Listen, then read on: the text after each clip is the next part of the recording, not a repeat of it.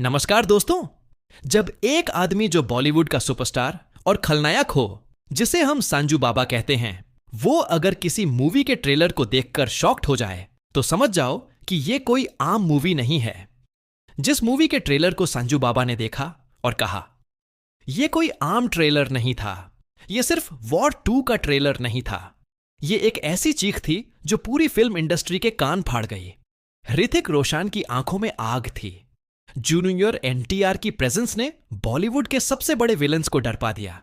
और फिर आई एक आवाज, एक नाम जो हमेशा से खौफ का दूसरा नाम रहा है, संजय दत्त। और जब बाबा बोले, मुझे 30 साल हो गए हैं इंडस्ट्री में, लेकिन ऐसी ट्रेलर मैंने पहली बार देखी है, तो पूरा बॉलीवुड फ्रीज हो गया।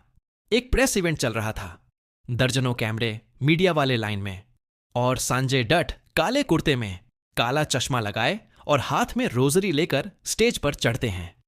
एक रिपोर्टर ने पूछा, रिपोर्टर सर, आपने वॉर 2 का ट्रेलर देखा, आपका रिएक्शन? संजय दत्त, सिर्फ देखा ही नहीं, मैंने उसे महसूस किया। ट्रेलर नहीं था वो एक रेवोल्यूशन था। ऋतिक की आंखों में वो रेज था जो मैंने अपने यूथ में देखा था। जूनियर एनटीआर का एंट्री सीन, भाई वो नहीं था हीरो, वो एक एटॉमिक बॉम्ब था। उस वक्त पूरे मीडिया रूम में सन्नाटा छा गया। संजू बाबा का हर लफ्ज ऐसा लग रहा था जैसे वो स्क्रीन से सीधा दिल में घुस रहा हो। फिर उन्होंने एक और बात कही, मैं आज इंडस्ट्री के हर नए एक्टर से कहना चाहता हूं, अगर सीखना है तो वॉर 2 जैसे ट्रेलर से सीखो। उनके बोलने का तरीका, उनका अंदाज, सब कुछ एक स्पीच नहीं, एक डिक्लेरेशन था। संजय दत्त ने मीडिया से आंखों में आंसू भर के बोला, मैं जब जेल में था तो मुझे लगा इंडस्ट्री स्लो हो गई है, एनर्जी खत्म हो गई है। वॉर 2 ने मुझे वो याद दिलाया जब मैं रॉकी बन के कैमरा के सामने आया था। वो जुनून, वो तेजी, वो मैडनेस वॉर 2 ट्रेलर में था। उन्होंने ऋतिक की बॉडी लैंग्वेज, डायलॉग डिलीवरी और जूनियर एनटीआर की साइलेंस में भी जो पावर थी उसे अप्रिशिएट किया। एक डायलॉग होता है, एक आंख का एक्सप्रेशन होता है, और फिर होती है वॉर 2। ऋतिक की आंखों में गुस्सा नहीं था, आग थी। जूनियर एनटीआर बोलता कम है, मार ज्यादा करता है। संजय दत्त ने प्रेस कॉन्फ्रेंस के बीच में एक शॉकिंग बात कही, मैं ओपनली बोल रहा हूं, अगर किसी ने बॉलीवुड को वापस जिंदा किया है तो वो वॉर 2 है।